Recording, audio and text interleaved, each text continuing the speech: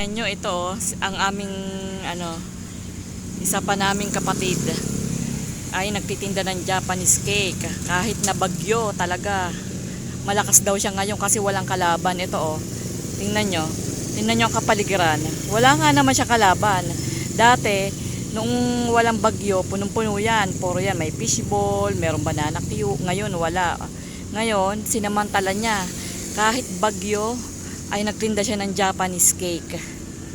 Ayan o, Japanese cake. Ayan, siya lang talagang mag-isa. Kaya solo-solo niya talagang benta. Malakas daw siya, sabi niya. Kaya lang, pag malakas ang ulan, at saka pag malakas ang ulan, yun, sumisilong-silong muna siya. Napakasipag niyan. Yan. Sis Amy, napakasipag. Bukod pala sa Japanese cake, meron din siyang tindang siopaw. Ayan o, tingnan nyo. Ano natin, lapitan natin.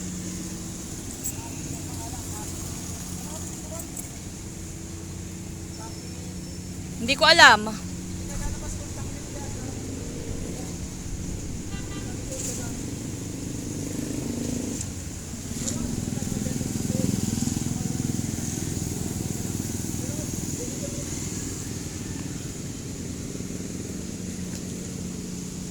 Naka-uniform ka pa.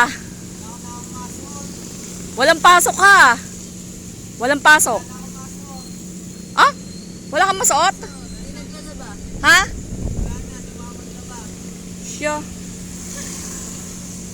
Titingnan ko si si AJ.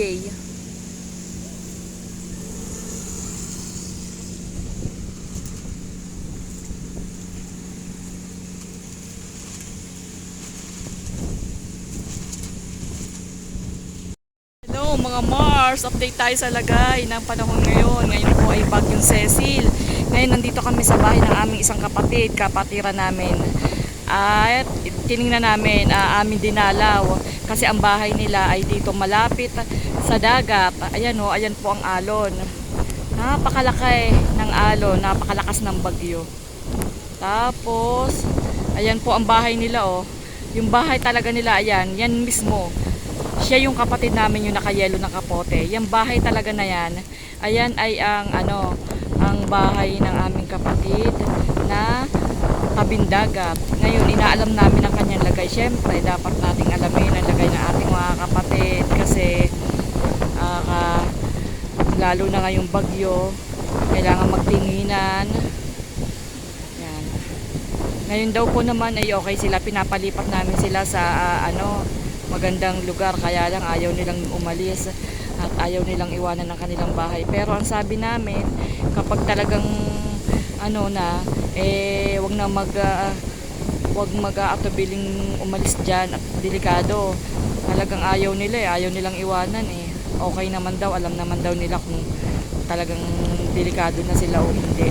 Sabi nga namin, delikado na nga yan ayan ang lagay ng kanilang tinan nyo, ang mga bangka dito ay mga nasa nakapark na kasi nga bawal lumaot. Ayan grabe. Yan na po ang aming lagay dito sa Batangas. Lagay ng panahon dito sa Batangas. Grabe bagyong Cecil. Bagyong Karina. Bagyong Karina. Ayan na. Sobrang lakas. Hindi lang po dito kahit sa panig ng Pilipinas na tinamaan talaga ng bagyong Karina apektado talaga. Sa Maynila nga bahang-baha Ayan ang alon tingnan nyo. Yan ang alon.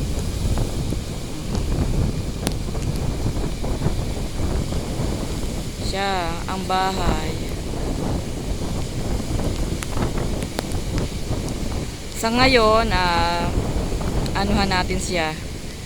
Bibigyan natin sila ng kaunting ayuda kasi nga ayaw naman nilang umalis Pero ang sabi namin, kapag talaga desidido na silang umalis, ang naman namin, lokal ay bukas.